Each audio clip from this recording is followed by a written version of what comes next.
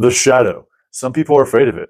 They don't even look at it. Some people were told not to look at it. Some people were taught to be afraid of it. What were you told? What were you taught about it? Is it something you run from and hide from? Have you ever looked at your shadow? Is it something that you've been taught to believe is somehow evil? What we resist persists. What we place on a pedestal, we chase. I'm Garth Wolf, and let's talk about the shadow here for a moment. A lot of us are taught that the shadow is evil or is dark. Now, darkness is slightly different than toxicity from my perspective. Now, even myself and society taught me, both from parents and leaders and also other society forms, taught me that the shadow is something to be afraid of, something we don't look at, we don't view. But we all have a shadow aspect of ourselves. If we are the light, if we are all goodness, love, peace, and joy, or if we are the things that we are striving and aiming to be, of truth and humility, courage, happiness, joy, then there is aspects of our shadow in there too, parts of us that, maybe we're not proud of. Now, this is different than, it's similar to, but different than disharmonic. There are things that we do that are disharmonic, that are toxic, that do not serve us and do not serve those around us. But those things can also be moments to let us know that we've hit the line of something we're not okay with, or to give us a moment to shift away from.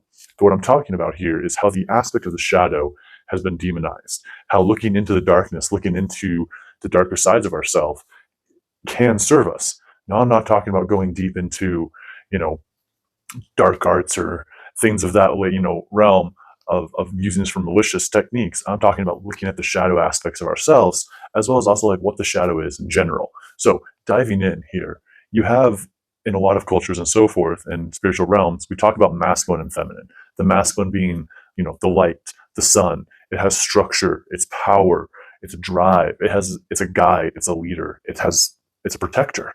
And actually, in the most divine masculine way, the masculine energy is a leader and protector and structure, but also is such a protector and allows this, structure, format, and way of being to allow the feminine to fully blossom in its greatest brightness and show forth its skills and its abilities, and to let it, the shadow, the feminine, to be, it's the moon, it's creative, it's nurturing, it also has power, it supports people, it's stability, it gives us strength and fluidity, and allows us to tap into our emotions, which emotions can also be e-power, and can help us tap into a connectivity with each other.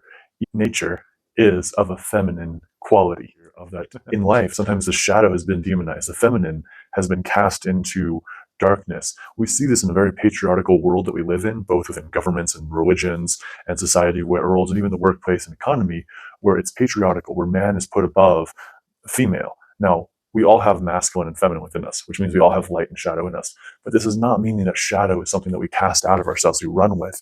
It's something we embrace. There's two kinds of fear even in this world. There's fear that lets us know that that's something we don't want to participate in, would not be good for us. Like the fear of a burning building. It might tell you not to run into that because you would get hurt or die. But if there was someone in there that you wanted to save or protect, then the energy might be completely different, and you might go forth inward.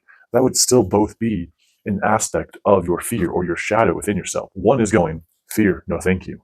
The other is going, all right, fear, all right, anxiety, I need you. And they turn into courage, or they turn into vulnerability, which converts into courage as well, or the fear and them go along with you for the ride. It becomes the fuel to empower you to step into that, So that's one example of the shadow. Another example of the shadow is that it can sometimes show us so much about ourselves, things that we're not even aware of, things that we're not aware of that are holding us back, being blockages, or even like our unknown potential.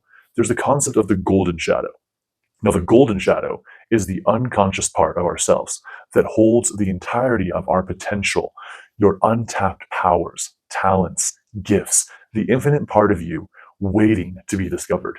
And that exists within the golden shadow. So that would almost be the shadow within the shadow, the light inside the shadow, if you will. I like the concept, the term that is deemed here, golden shadow. Where more you look into the shadow and you embrace the shadow, you will find the unconscious parts of you that hold the keys to unlocking your fullest potential that have yet to be discovered. And so it's interesting that society teaches us, or teaches so many of us, to not look at our shadow, to not look at the uncomfortability, to not look at pain, to not look at these aspects of ourselves, and to turn only into, oh, gotta feel better, all good vibes forever, don't ever feel down, oh, you're going through a rough time, here, take a pill, take a drink, watch a show, come out with me, do this some sort of thing to distract you from this thing you're having.